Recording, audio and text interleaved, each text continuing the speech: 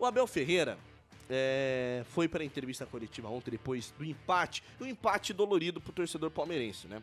A gente sabe que hoje o Botafogo tá longe de ser... Vou colocar a garrafinha, ó, que você que ganhou o kit do Esporte Clube levou para casa, aqui do nosso lado, para você ficar atentado a se inscrever e concorrer aos nossos prêmios.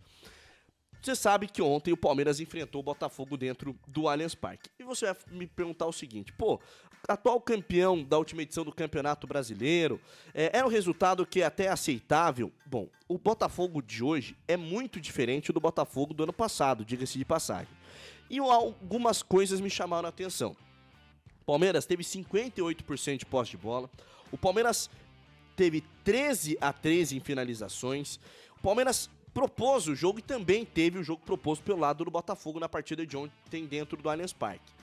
Mas me parece que esse time, ele é viciado, ele tem assim, problemas crônicos na sua fase de criação, que o próprio Abel Ferreira disse ontem que o Palmeiras realmente tem. O Palmeiras, quando tem dificuldade, vai para a zona de conforto, que é cruzar a bola na área, tabelar a bola pela ponta do campo, não achar espaço por dentro, não propor o jogo por dentro. E esse é o retrato do Palmeiras que nós assistimos ontem dentro do Allianz Parque. O Palmeiras teve poucos dias para se recuperar, bem verdade, jogou a decisão na quinta-feira, e o Abel Ferreira se apoiou neste fato para justificar uma falta de futebol do Palmeiras na noite de ontem. E reconheceu que o Palmeiras tem dificuldades crônicas de propor o jogo, de conseguir fazer esse jogo ser propositivo e evoluir. O tom do Abel Ferreira, desde o final do ano passado, ele me parece ser muito de despedida do Palmeiras. E o próprio torcedor ontem reclamou em determinado momento da partida que o time tá apático, que o time não tem vontade, que o time não tem intensidade, e isso tem chamado muita atenção realmente dos torcedores. Perguntas várias nesse momento, Carta. É realmente um fim de ciclo do Abel Ferreira? Ele já entregou os pontos mesmo, como já deu a entender ontem na entrevista coletiva e já desde o ano passado? Ou é realmente um momento de adaptação, que o Palmeiras precisa passar, o Palmeiras precisa navegar para conseguir fazer com que essas peças que chegaram no último ano fluam de uma outra maneira? Quero já entregar a bola para você fazendo uma reflexão. Lucas Evangelista estreou super bem ontem. O Veiga meio abaixo, já não é de ontem. O Estevão também deixando muito a desejar. O Vitor Roque pouco acionado, até porque é um jogador não dos mais altos. E o Palmeiras tem esse vício em bola lançada na área, 1,74m pro Vitor Roque. O que tá faltando para esse Palmeiras? Tá sobrando qualidade e tá faltando conjunto. São as peças que não conseguem dialogar dentro do campo. O sistema não tá funcionando mais. O que falta pro Palmeiras realmente engrenar, Carta? Eu vejo que essa reformulação, essa mudança que o Palmeiras fez, ela demorou para acontecer. Então, quando a gente pensa que desfez um monte de jogador e saiu contratando, saiu chegando um monte de jogador que alguns, principalmente grande parte, chega para ser titular, então já tem aí, a balança já pende muito mais fácil para esse time estar desorganizado. Se essa reformulação tivesse sido feita antes, talvez esse time estaria jogando um pouco melhor. Até porque, né, demorou para contratar bons jogadores, grandes jogadores. Isso daí o Palmeiras vai investir muito nessa janela. Investir, que eu digo, é questão de jogadores caros, jogadores que vão chegar para resolver o problema do time. Eu acho que isso daí, somando com o que a gente tem hoje, que tá claro, esse time ele não tá bem treinado. Ontem você via alguns momentos o Palmeiras atacando, tinha 4 jogadores na lateral direita e um meio-campo vazio. Isso não é natural.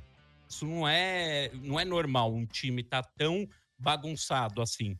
Tudo bem, a gente pegou um Botafogo que tá com um técnico novo, que fez jogar pelo menos contra o Palmeiras, mas a gente tem que lembrar, o Palmeiras jogou quinta-feira, descansou na sexta, sábado fez um treino regenerativo e domingo já estava em campo para uma batalha que é contra o Botafogo. O Botafogo ele não joga há mais de 15 dias, ele nem foi para a final do Campeonato Carioca. São pontos que são importantes, cara, porque a gente disputou uma final do Campeonato Paulista que foi muito pesada. Tiveram 20 minutos de acréscimos, um jogo intenso, tudo isso daí eu penso que acaba pesando na hora a perna para o jogador. Agora, esse time não tá bem treinado, isso daí tá claro. Eu não sei se é questão dos jogadores não estarem assimilando o que o Abel ele tá querendo passar para os jogadores. Que nem hoje eu já vi que, né, pelo próprio site do Palmeiras, o, o, o Maurício e o Paulinho, eles treinaram 45 minutos com quem jogou, né, menos de 45 minutos, e depois já foram fazer lá os seus exames, já foram fazer suas coisas do Núcleo Saúde e Performance do Palmeiras, então ainda não estarão na Libertadores. O Gomes é um cara que já pode estar para quinta-feira, então aos poucos a gente vai ter esses jogadores retornando. Agora, eu acho que fim de ciclo é muito forte, mas o Abel ele não ajuda também, que nem ele fez na coletiva. Do jeito que ele bate de frente com os jornalistas, eu tenho uma impressão, né, que muita gente fica falando que é teoria da conspiração. A minha impressão é que ele faz isso para tirar um pouco o foco do futebol ruim, Aí para eu tirar também acho. Aí eu também acho. peso, o peso dos jogadores. Porque não é natural, cara, uma simples pergunta ele fazer virar, sabe, uma guerra no negócio. É uma pergunta tranquila. O negócio vira uma guerra. Um questionamento ele faz virar um problemão ali. Não é natural isso. Né? Eu entendo até o final do Campeonato Paulista ele largar ali a coletiva, tava louco da vida, todo mundo tava, dane-se também. Agora, a coletiva de ontem era uma coletiva importante para ele colocar muito pingo nos is. Né? E ele poderia fazer isso porque ele fazia. E eu vou ser justo, se ele vira e fala, não tá, o que a gente tá fazendo não tá refletindo em campo, a gente tá mudando, tá treinando e tá tentando fazer, a torcida ia ficar mais calma, cara. Um ou outro ia chiar falando, tem que se reinventar, aquela coisa, mas no final a cobrança seria que a gente entende que ele está trabalhando, mas ele vai para um caminho totalmente diferente. E é isso que eu acho, que ele faz isso meio que para apagar ali esse mau momento do time. E eu vou falar a verdade, o time do Palmeiras, desde quando o Abel tá aí, acho que a gente teve um ano que esse time, assim, jogou o fino da bola.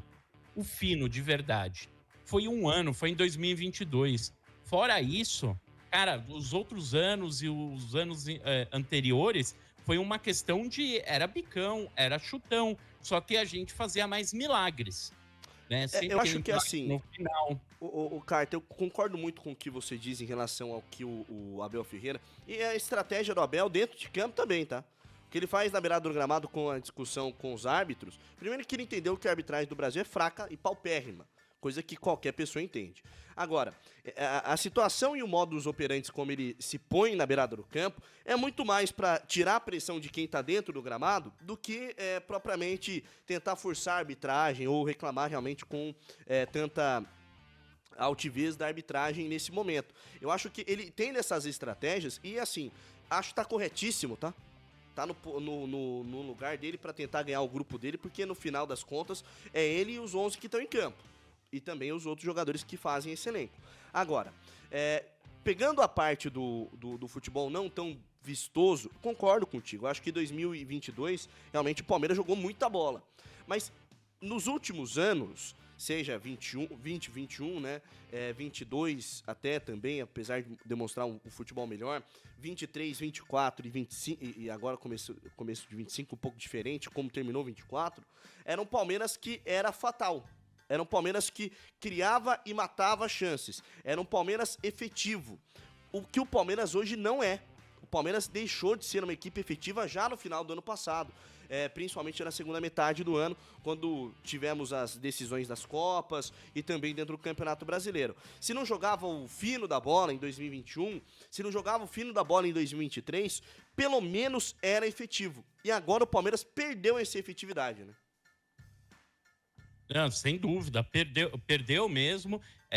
Aquela coisa, né, que nem a gente sempre falava, ao final do jogo a gente sabia que ia tirar alguma coisa da cartola. Isso daí não tá acontecendo mais. E talvez muito disso também seja porque os outros times se reestruturaram, investiram mais. Eu acho que isso pesa muito também. Hoje a gente tem antes era praticamente o Flamengo e o Galo e o Palmeiras ali essa disputa. Hoje mudou muito, a régua subiu até de times que estavam muito atrás, como o São Paulo, o Corinthians, o Cruzeiro. Esses times também cresceram. E agora ele tem que se reinventar, ele tem que tirar esse coelho da cartola e fazer esse time jogar. Mas esse pensamento, né, que muita gente fica de tirar o Abel, cara, ele não sai. Ele não sai. Ele pode fazer o que quiser até o final do ano. Se sair, vai ser porque o contrato venceu e ele falou: ó, cansei, tchau, boa sorte, obrigado. Agora, fora isso, ele vai ter o ano inteiro. E agora não dá para tirar o cara, né? Agora que os jogadores estão para chegar, estão para voltar, tudo isso está acontecendo, né? No Paulista, até a lesão do Maurício, a gente viu um Palmeiras jogando muito bem. O problema é que se a gente não ganha o meio-campo, com o Rafael Veiga que tá jogando mal, a lesão do Maurício, tá difícil desse time jogar, né? Aí também o Piquerez não está legal. O Piquerez parece estar com o freio de mão puxado. O Mike, ele conseguiu ir tão mal que eu fiquei feliz com a entrada do Giai. O Felipe Anderson deu até um lampejo ontem também. Então, eu acho que são esses pontos que, quando eles se encaixam, talvez esse time jogue mais bola, né?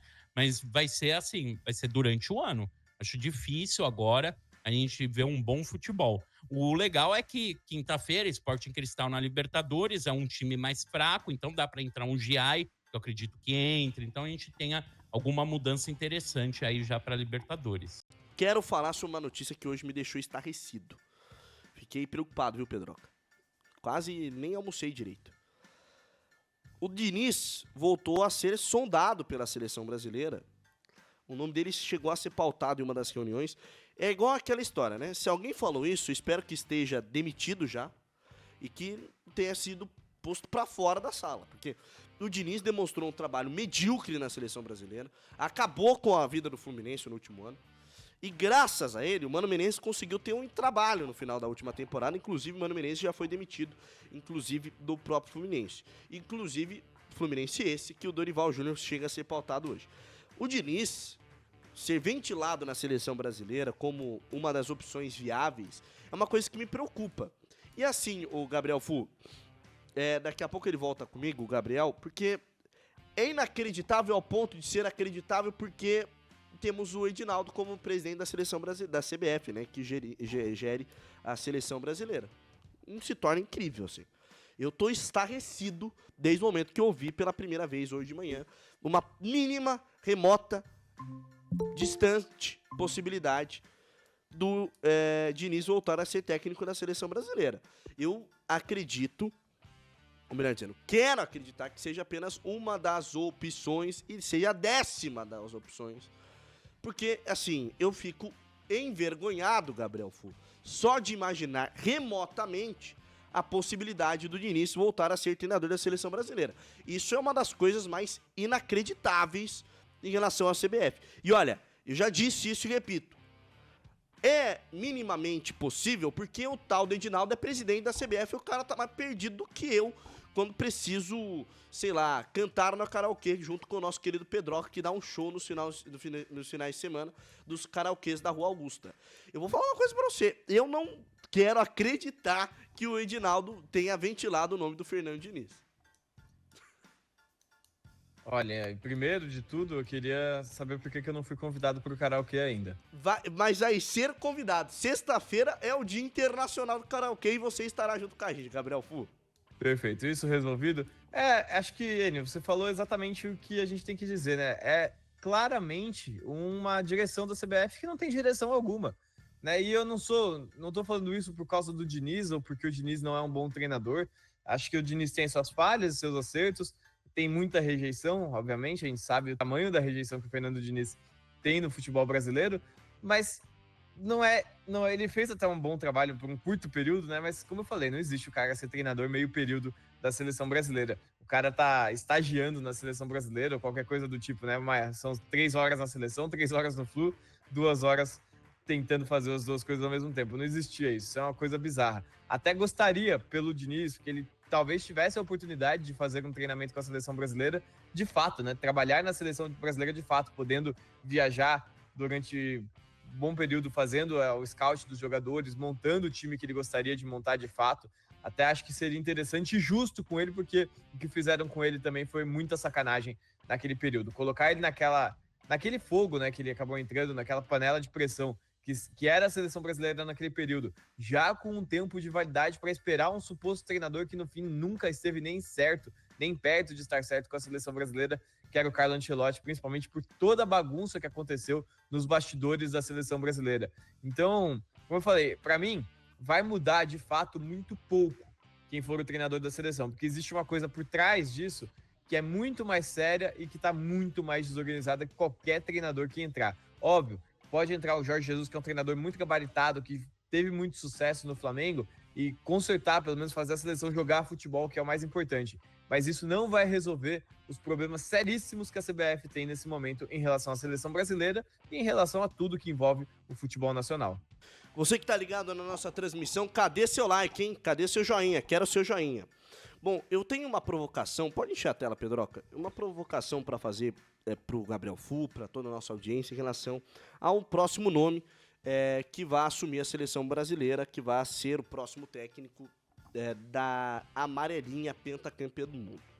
Ontem, ouvindo alguns programas de debate, existe, vira e mexe, né, essa condição de colocar o técnico brasileiro acima de qualquer outro candidato a assumir a seleção brasileira, porque nós somos o país pentacampeão do mundo, porque nós conquistamos 5 títulos do Mundial, tendo treinadores brasileiros.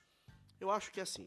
Primeiro que eu divido os treinadores em bons e ruins, né? Eu acho que é uma análise interessante de ser feita.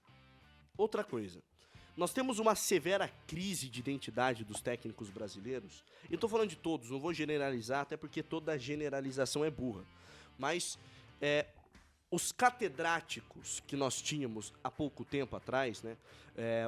Os pilares que nós tínhamos dentre os técnicos brasileiros, aí eu coloco o Vanderlei Luxemburgo, Luiz Felipe Scolari, certo momento até o Celso Rotti, o Levi Coupe e tantos outros. Esses técnicos, Renato Gaúcho, posso colocar, quem sabe, dentro desse meio, eles se recusam a se renovar.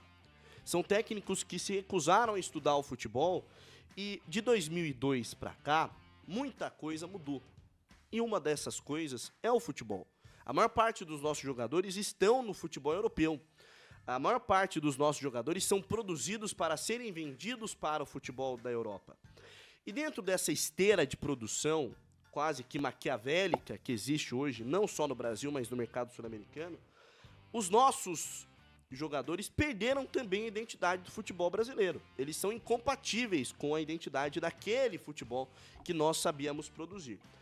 Colocando tudo isso numa conta, e até alguns levantamentos, o Lúcio de Castro, inclusive, pautou isso, que os nossos técnicos são pouco cultos, não do ponto de vista apenas cultural, mas pouco estudados na arte hoje do futebol internacional. Eu disse isso há algum tempo atrás e eu quero retomar essa ideia. O futebol se tornou ciência. O futebol é estudado no mundo inteiro. É uma ciência hoje quase que exata, né? A depender de algumas variantes. Futebol se tornou matéria de escola, virou matéria de ser estudada dentro da academia, né? Não só da academia de musculação, mas da academia de estudo mesmo. Virou matéria dentro das faculdades e universidades pelo mundo. E hoje se criou, né, uma metodologia que é bem óbvia, e os maiores pensadores da história da humanidade têm isso como certeza, que é o seguinte: o individual sempre vai ser menor do que o coletivo. O coletivo sempre vai ser maior do que o individual. E dentro do cenário do futebol, o individual, melhor dizendo, o coletivo faz com que o individual floresça ainda mais. Então, se você tem um bom jogador dentro de um coletivo que seja bem posicionado, o bom jogador vai fazer ainda mais dentro desse coletivo bem posicionado. É óbvio. E hoje se discute mais uma vez a identidade do futebol do Brasil. Se temos que ter um técnico a parte do que acontece no mundo e também entendendo a cultura do futebol brasileiro, eu acho que a discussão vai ser muito maior do que tirar ou colocar o Dorival Júnior. O próximo técnico da seleção brasileira vai ter que dançar conforme a música para fazer com que esse time minimamente tenha condição de jogar. Mas as nossas feridas são muito mais profundas do que só o técnico que for nomeado para ser o representante na seleção brasileira. A gente tem que começar a discutir como o jogador brasileiro é produzido, como o jogador brasileiro é tratado nas categorias de base, se realmente está na mão do empresário pensar o futebol brasileiro, ou se finalmente a CBF, enquanto maior instituição e segundo deveria ser, né, a maior representante também, a maior seguradora do futebol brasileiro, vai se ocupar de discutir o futebol brasileiro também nas outras esferas. Porque eu tô pensando hoje se o Carlo Ancelotti vai chegar ou não para o próximo ciclo de Copa do Mundo, mas eu tenho que projetar os próximos 3 ciclos de Copa do Mundo se eu quiser voltar a sonhar com conquistas. É simples assim. O camisa 10 não existe mais. Ou eu vou fazer um estilo de jogo para um jogador que não existe mais. Existe essa discussão. Queria saber seu ponto de vista sobre isso, Gabriel Fu.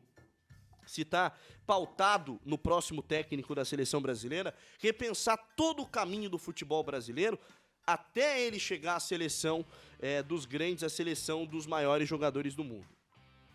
Deveria estar, né, Enio? Deveria estar. Esse pensamento ele tem que ser de longo prazo, de fato. Acho que isso é inegável. E uma coisa que você mencionou que é muito importante os jogadores brasileiros hoje eles são feitos, né, são produzidos para figurar no futebol europeu, para figurar na elite do futebol europeu e com um papel muito diferente do que esses jogadores tiveram no passado, né? Era diferente, óbvio, a gente ainda tem um ou outro jogador que chega para ter um papel muito parecido, o caso do Vini Júnior, do Rodrigo, mas em sua maioria, se você olhar os jogadores que a gente exportou nos últimos anos, André, Bruno Guimarães, a gente tá falando, né, do Joelinton, que foi, tudo bem, não teve uma passagem aqui, né, mas a gente tem esse jogador exportado, né, você tem os resquícios, que é o Savinho, o Rafinha, o Rodrigo, o Vini Júnior, mas hoje em dia são poucos os jogadores brasileiros que chegam na Europa com um perfil que tinha, e óbvio que não tô falando dessa proporção, do nível do jogador, tô falando da característica que ele tinha que entregar pro time, que tinha o Ronaldinho Gaúcho, que tinha o Ronaldo Fenômeno, que tinha o Rivaldo, que eram jogadores individualistas. Sim, né? O Ronaldo jogava para ele mesmo, o Ronaldinho jogava para ele mesmo. Hoje não, a gente forma jogadores coletivamente muito bons. O Bruno Guimarães é um exemplo, o André é um outro exemplo que a gente já mencionou por aqui. O Casemiro era assim na seleção brasileira e também no Real Madrid. Então, são jogadores que têm um jogo diferente do que a gente está acostumado. Olha quantos zagueiros a gente exportou de alto nível, né? Comparado, até se você comparar com o que a gente tinha em períodos anteriores, eu não tenho dúvida nenhuma que os zagueiros de hoje em dia que a gente exportou são melhores do que os zagueiros que a gente exportava antigamente. Inclusive melhores que os zagueiros campeões do mundo em 2002. São tecnicamente superiores a eles, superiores ao Lúcio, superiores ao Roque Júnior. Eu não tenho nenhuma dúvida disso. Eu sei que posso até ser criticado por isso, porque existe um certo ranço em relação a esses jogadores por não terem conquistado a Copa do Mundo, pela situação da seleção brasileira não ser boa. Mas o que eles fazem na Europa mostra pra gente que hoje eles são superiores tecnicamente ao que a gente tinha anteriormente. Então passa muito por entender qual é o perfil desse jogador brasileiro hoje e qual é o perfil de jogo que o Brasil pode trazer hoje em dia, né? Acho que esse é o ponto muito importante. E é óbvio, acho que a gente tem que começar a traçar uma régua um pouquinho diferente. Quem nunca leu esse livro, acho que apesar de ele já ser um pouquinho mais antigo, ele não é tão datado. Ele chama Soccernomics. É muito bom da gente ler para a gente entender como o futebol europeu precisou do nosso futebol para evoluir.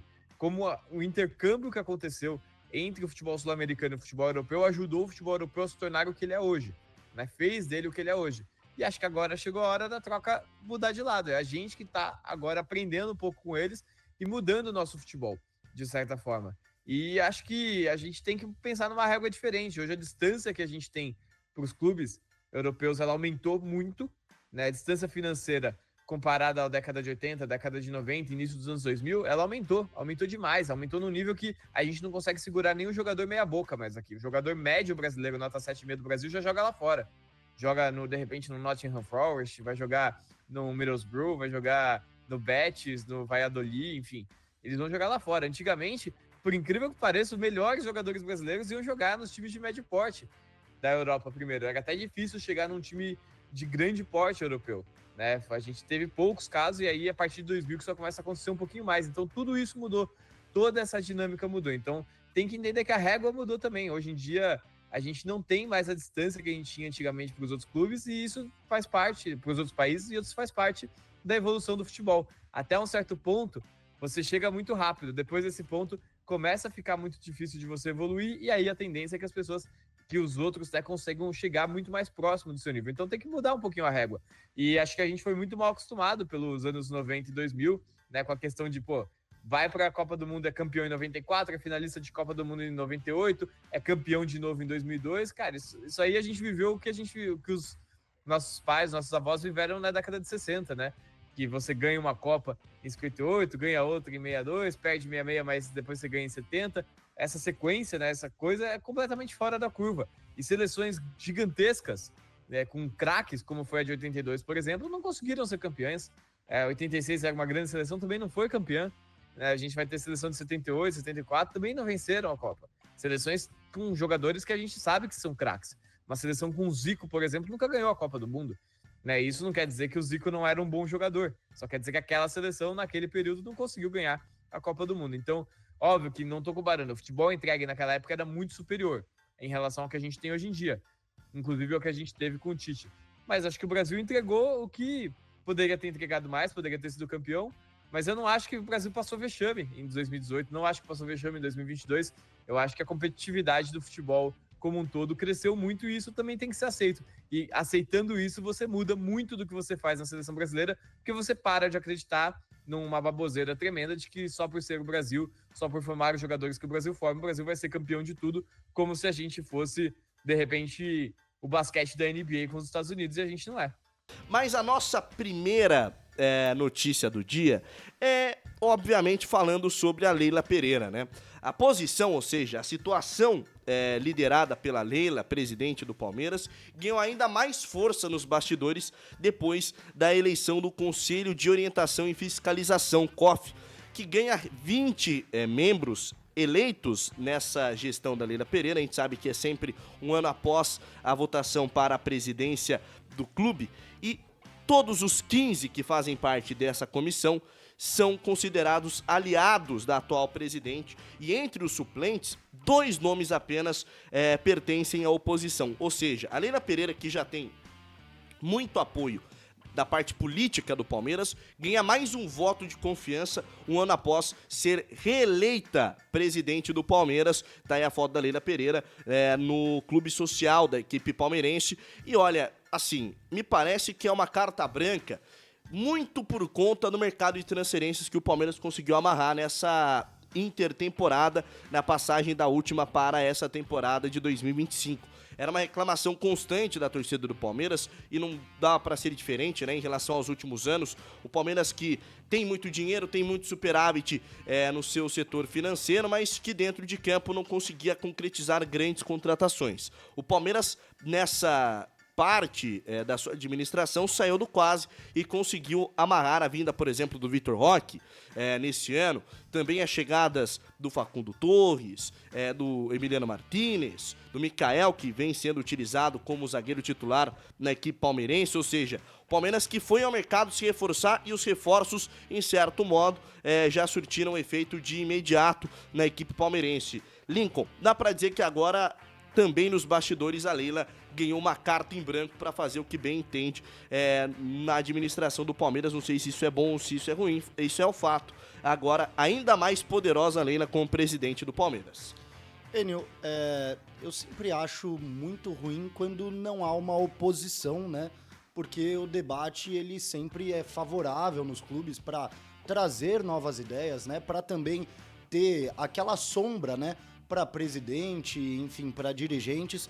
Só que nesse caso não chega a ser preocupante, porque o Palmeiras, junto com o Flamengo, são os 2 únicos clubes aí saudáveis financeiramente. O Palmeiras bateu um superávit de 1,2 bilhões de reais na última temporada, 400 milhões a mais, né, do que era esperado.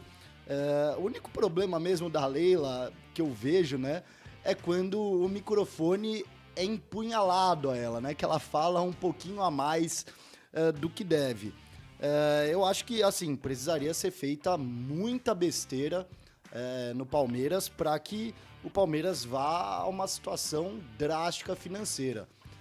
Enfim, eu acho só, assim, ruim quando não se tem uma oposição. Até porque, há pouco tempo atrás, a gente falou também da situação do Edinaldo, que não teve nenhuma oposição a ele. Eu seria controverso aqui ao meu discurso se eu falasse que eu sou favorável a não ter uma oposição. Mas nesse caso não vejo como uma situação preocupante, porque a situação financeira do Palmeiras é excelente e tem tudo para nos próximos anos trilhar esse caminho, Enio.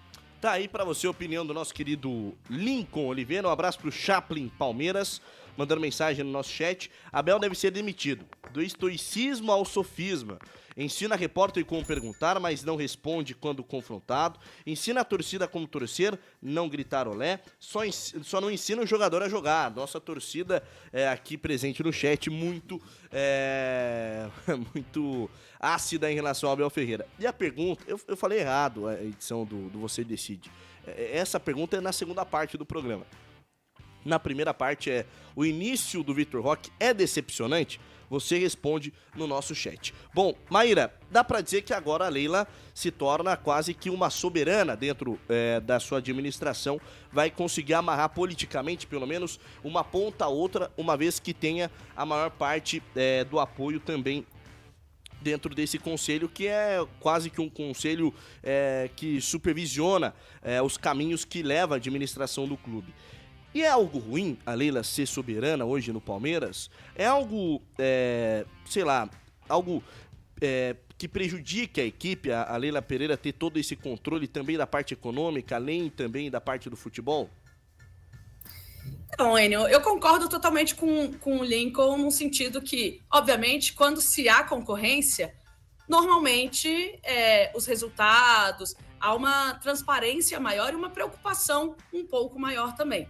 No caso da Leila, ela foi convencendo desde que chegou no Palmeiras e que assumiu essa presidência. Ela assume e vai conquistando resultados e, obviamente, mesmo com um perfil, com uma personalidade forte, com palavras e declarações polêmicas, muitas vezes mesmo, ela vai trilhando um caminho que é de sucesso. Obviamente, a gente está falando de um Palmeiras que não está na sua melhor fase. Acho que, em relação ao comando do Abel Ferreira, inclusive, é uma das fases mais criticadas, questionadas, mas ainda assim chegou na final de um Paulistão, obviamente não conquistou o título, então não era o resultado esperado, mas eu confesso que ela entrega muito resultado e por isso também vai conquistando aliados e traçando uma trajetória bastante sólida.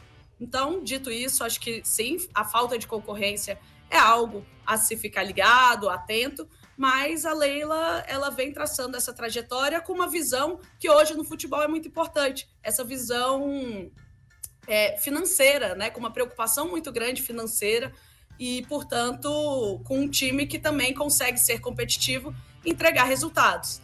Obviamente, agora, o Palmeiras não vive a fase lá do início, das primeiras gestões da Leila, em que ele venceu e levou muitos títulos, né? Mas, ainda assim, é muito competitivo. Chega longe nos campeonatos. Precisa de contratações, né? Também, enfim, obviamente, deu sorte, digo aqui, um pouco entre aspas, mas estouraram alguns garotos que salvaram muitos jogos decisivos do Palmeiras e contribuíram também para segurar um pouco mais essa boa fase, tanto do Palmeiras, ou que seja uma fase competitiva, conseguindo beliscar títulos já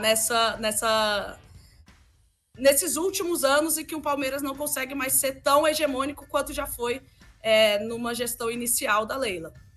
A grande dúvida em relação à torcida do Palmeiras e a grande crítica nesse momento, né? Ela não é só baseada no futebol jogado, né? Um futebol vistoso. Até porque, se a gente for pegar no pé da letra, em 2022 o Palmeiras jogou um bom futebol.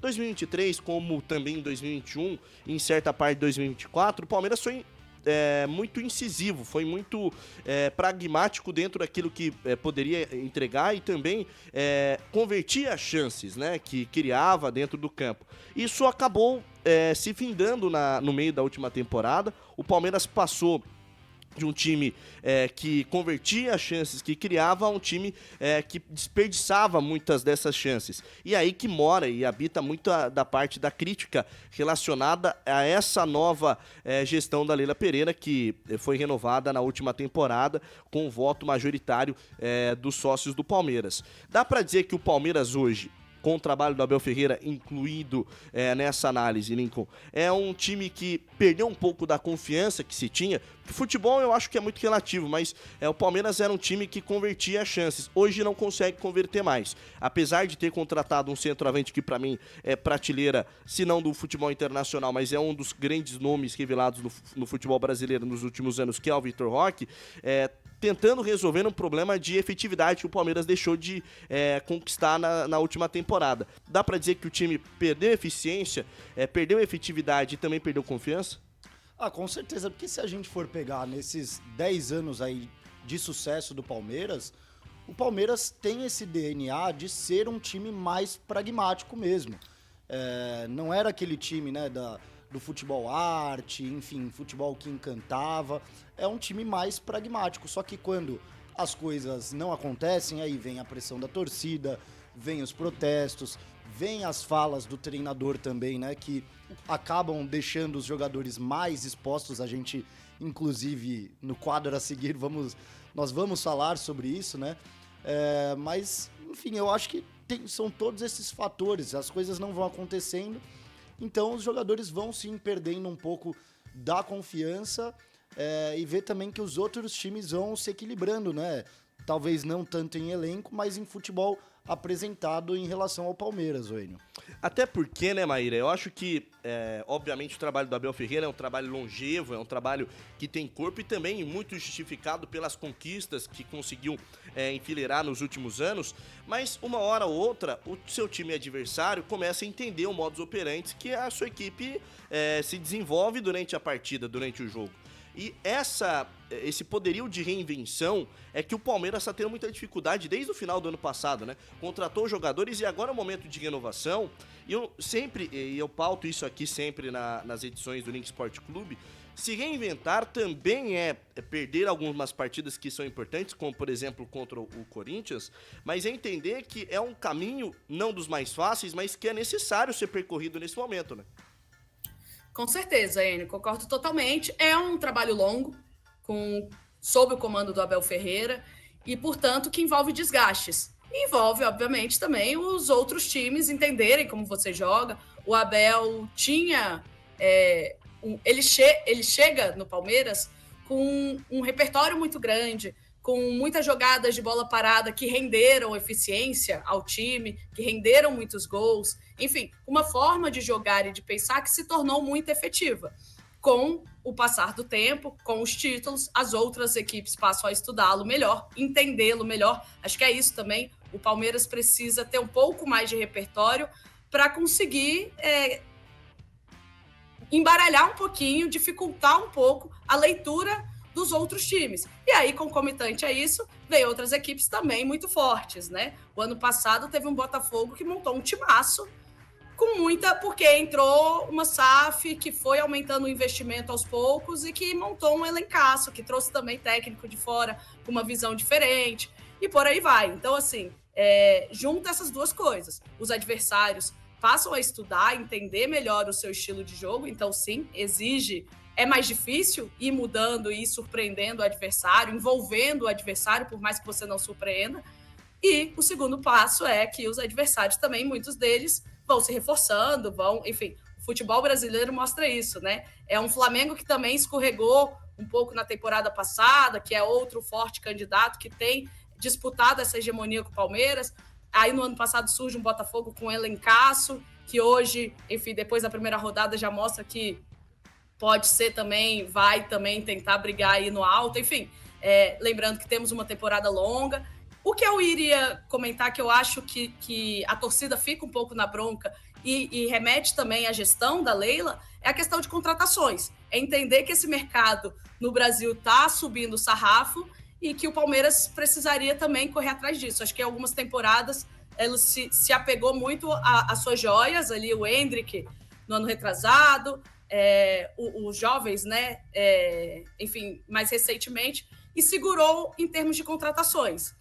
Por uma questão de financeira, dessa preocupação financeira, é compreensível, mas eu acho que muitos torcedores ficaram na bronca com a gestão da Leila também por essa visão de que o Palmeiras talvez estivesse ficando um pouco para trás na parte de contratações. Esse ano eu já vejo que o elenco está reforçado, e aí eu acho que é uma questão de tempo também para o Abel conseguir pegar essas peças, adaptá-las e encontrar uma nova liga no time que volte a ter eficiência, que volte a dar bons resultados e principalmente que volte a jogar bem, a impressionar bem a torcida.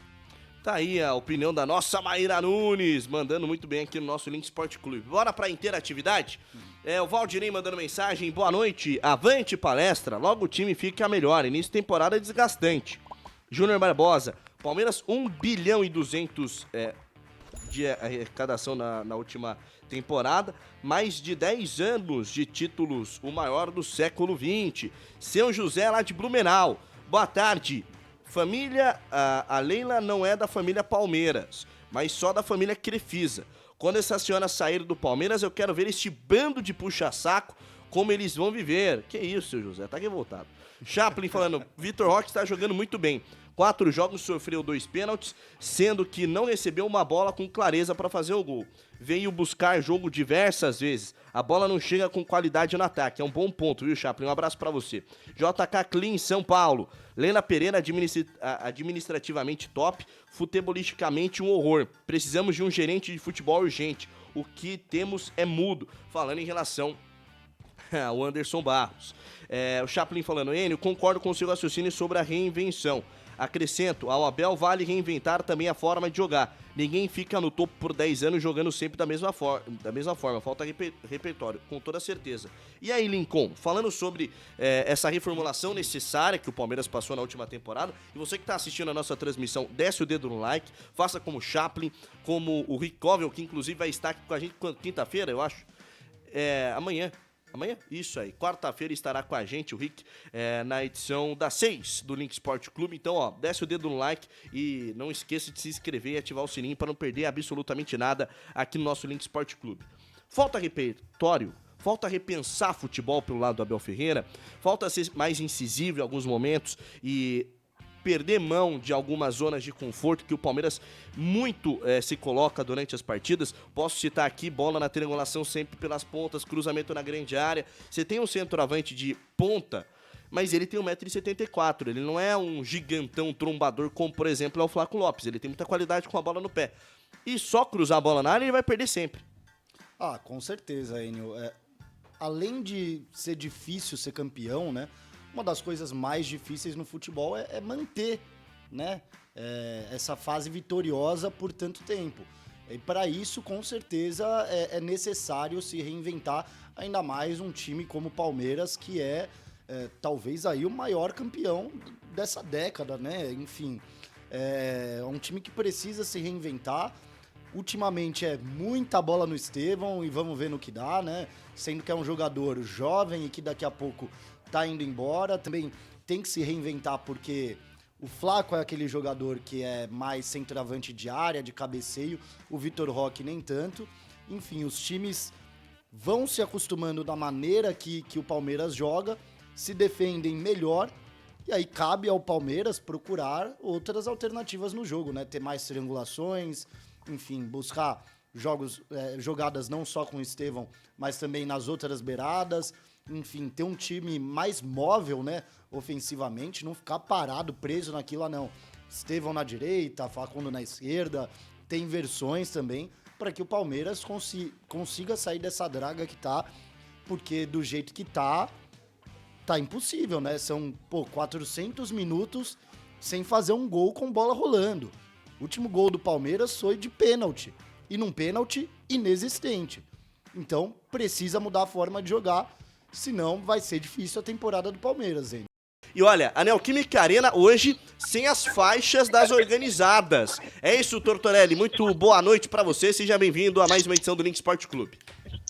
Fala, Elinho, beleza? Um abraço pra você, pra nossa convidada, pra toda a audiência do Link Sport Clube. Realmente, tô aqui, ó, Neoquímica Arena, estamos ao vivo e realmente na parte das torcidas organizadas, sem faixa, sem torcedores uniformizados, uma medida que pegou todo mundo de surpresa, vinda, né, do Ministério Público, E dizem que as organizadas não podem, do Corinthians, né? 6 torcidas organizadas não podem comparecer até dia 31 de dezembro. Estou buscando informação, enfim, se cabe recurso, como é que fica essa situação, mas a situação de momento é essa. Não tem Gaviões da Fiel, não tem Coringão Chopp, não tem Explosão, não tem Camisa 12, Estopim, enfim, as organizadas... o espaço das organizadas vazio, menos de 1 hora para o jogo, não tem faixa, não tem torcedores, uma situação, no mínimo, inusitada aqui na Neoquímica Arena, Enio. Tá aí o nosso Tortorelli ao vivo com a gente diretamente da Neoquímica Arena. Você que tá chegando agora na nossa transmissão do Link Sport Clube, cadê sua mensagem, hein? Lembrando, a enquete do dia é: Corinthians, Palmeiras e São Paulo vencerão nessa rodada da Copa Sul-Americana e também da Copa Libertadores da América? Quero saber a sua opinião. Informação que nós temos, inclusive, o Marco Belo reportou no seu Twitter, no Twitter X, torcidas organizadas, Gaviões da Fiel, Camisa 12, Fiel Macabra, Pavilhão 9, Estopim da Fiel e Coringão Chopp, proibidas pela Justiça de entrar em todas as praças esportivas de São Paulo até o final de 2025, ou seja, até 2026. O que acontece fora das 4 linhas? A Federação Paulista atendeu uma recomendação do Ministério Público de São Paulo para que essas 6 organizadas deixassem o campo.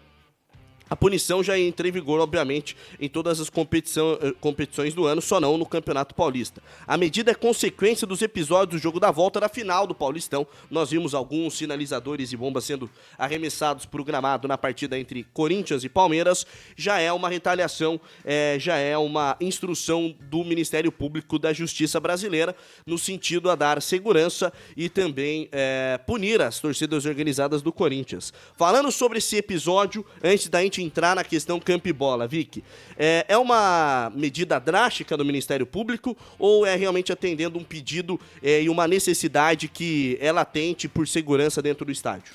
Olha, Enio, na minha opinião, né, eu acho que se fosse limitado apenas ao acender sinalizadores, eu acho que caberia sim uma punição um pouco mais leve. Agora, a partir do momento que teve o agravante, né, do rojão ser disparado contra o campo, com os jogadores dentro de campo, correndo risco até de atingir um jogador de forma grave, eu acho que é bem cabível, sim.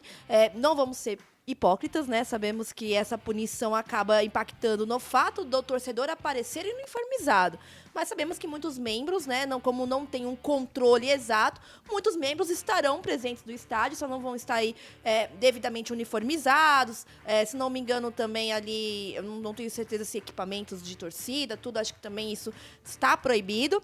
E assim, eu acho que o que agravou mesmo foi, de fato, o risco que colocou a vida dos atletas, né? Porque você disparar um rojão dentro de campo, você pode machucar seriamente. Eu acho que se fosse apenas ali, eu sou a favor dos sinalizadores nos estádios, pelo menos ali em situações de final. Foi uma festa linda que a torcida do Corinthians fez, só que cabia sim a punição. Acho que foi justo, não tem outra forma pelo agravante no decorrer do jogo.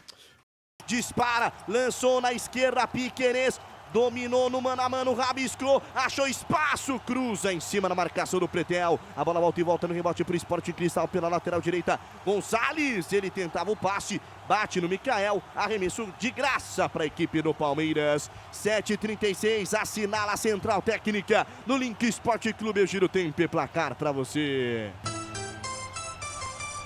35 minutos, primeira etapa, bola rolando em Lima, no Peru. Copa Libertadores, primeira rodada. Sporting Cristal 0, Palmeiras também 0 e vem o Verdão. Bola pro Vitor Roque, na ponta esquerda, fez a finta, cruzou na grande área, corta a defesa. Voltou no Estevão, dominou pela ponta direita, tá no terreno, tenta a devolução, Evangelista, defende o goleiro. Henriques espalma o goleiro do Sporting Cristal. Defesaça, Rogério Souza.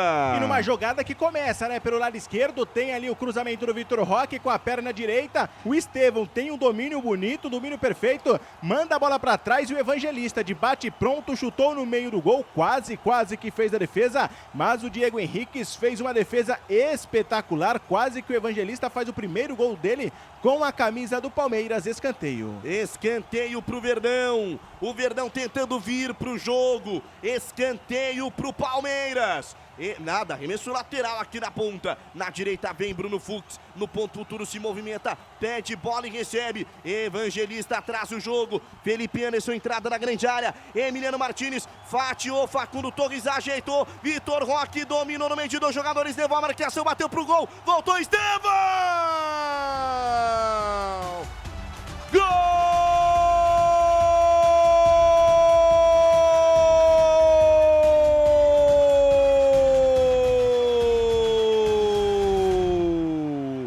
Agora sim! Estevão pro Palmeiras! O Vitor Roque luta, ela sobra. Facundo Torres queima pro gol, defende o goleiro Henriques, mas ela volta na medida. E o Estevão, que perdeu o gol, que brincou na frente da marcação, que não deu passe na hora certa, ele aparece e livre na segunda trave, rola a bola com a perna esquerda, é uma bomba rasteira pro fundo do gol, afunda a rede, o Palmeiras está na frente, é gol do menino maravilha, Estevão, bola pro fundo do gol, 38 minutos, primeira etapa no Link Esporte Clube. Sporting Cristal 0, Palmeiras 1. Ele desencanta Rogério Souza. E esse gol foi na persistência do Palmeiras. A jogada pelo lado direito sobra para o Emiliano Martins, que enxergou o Facundo Torres lá pela ponta esquerda, que brigou, subiu de cabeça, ficou aquele bate-rebate Facundo com o Vitor Roque, ninguém conseguia fazer a finalização, até que tem um chute do Vitor Roque. O goleiro Henriques consegue fazer a defesa rasteira com a mão esquerda, aí ficou fácil, sobrou no pé esquerdo, pé canhoto do garoto Estevão, que havia perdido um lance muito parecido, só que de cabeça. Desta vez fez o fácil como o Tortorelli pediu. 1-0 Palmeiras no Peru. É bola para a equipe do Sporting Cristal, entrada na grande área, Ábila queima pro gol, a bola ganha altura e vai por sobre a meta. Posse de bola para a equipe do Palmeiras. Lembrar, bola aqui na lateral esquerda, Facundo Torres lançou na referência, vem bola pro Lucas Evangelista, por baixo, tira a defesa. Corta o Sousa, arremesso lateral de graça pro Palmeiras. 33 minutos do segundo tempo. 1-1, jogo empatado. Piquerez, lançamento pela ponta na canhota, domina e volta a bola Rios. Piquerez olhou para a área, na ponta trouxe por dentro, tenta o passe, rebate a defesa. Vou jogar taco, mais duas entrega o taco. O Tabara foi cortar, cortou na orelha da bola, impressionante. Fala, Rogério. Pegou muito mal, só canela, só bateu na canela dele, a bola foi pra fora. Só canela, lá ele. Escanteio pro Palmeiras. Vem na bola, vem o Estevão. Canhota nela, levantou na primeira trave, tira a defesa. Ela volta e volta pro Piquerez, deu tapa na meia-lua, Gomes ajeitou de cabeça, Flaco Lopes dominou, marcação, pressão, pênalti! Ele desaba, o Sousa dá o bote só no jogador do Palmeiras. Penalidade máxima, Rogério Souza.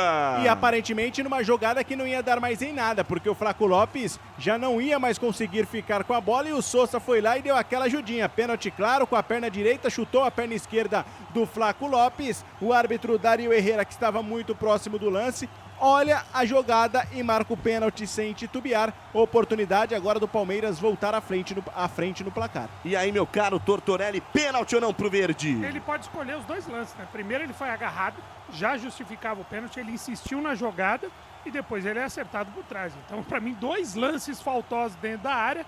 Realmente vacilou o time do Sport Cristal. Sorte pro Palmeiras. Vamos lá, Palmeiras pênalti, vamos ver quem vai bater. Deve ser o Estevão, né? É, rapaz, e aí, meu caro Carta?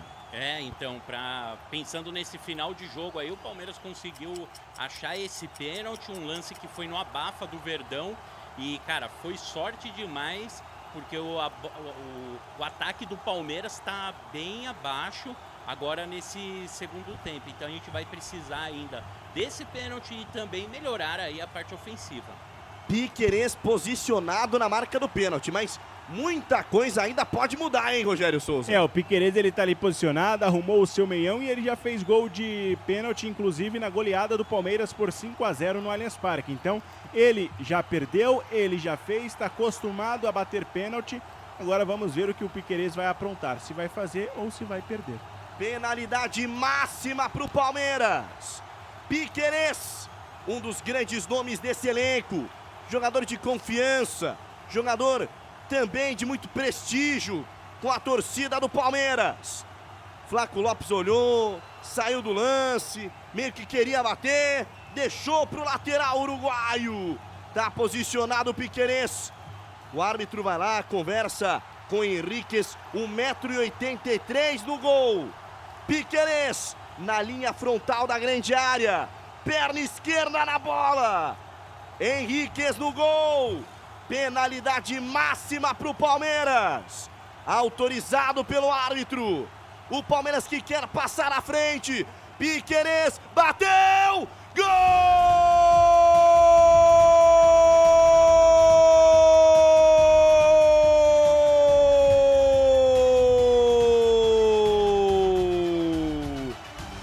Piquerez pro Palmeiras! Canhota nela, bola quente, rasteira, tirando fogo do gramado, no meio do gol! É na bola de segurança, é na ignorância pro Palmeiras passar na dianteira do marcador. É a bola que vai pro fundo da rede, que acaba com a conversa. Se o Palmeiras não era efetivo, se o Palmeiras não conseguia finalizar bem, numa chance do acaso, mete a bola pro fundo do gol. 37, segunda etapa no Link Esporte Clube. Sporting Cristal 1, Palmeiras 2. Piquerez balançou a rede, o Deto. E o Chaves agora consegue afastar providencialmente, porque o Estevão ia com bola em tudo para dentro da área, ia tentar o cruzamento, mas agora pelo lado direito, no escanteio, quem sabe na bola parada, o gol da vitória do Palmeiras. Estevão, 41 na bola. Estevão na bola, Flaco Lopes na grande área, vem levantamento na primeira trave, rebate a defesa, Facundo Torres ajeita de cabeça, passou no Micael, vem o Rios, tira a defesa, a bola voltou no Micael, ajeitou na esquerda, fez o pivô, Flaco, levantou na grande área, o toque, gol!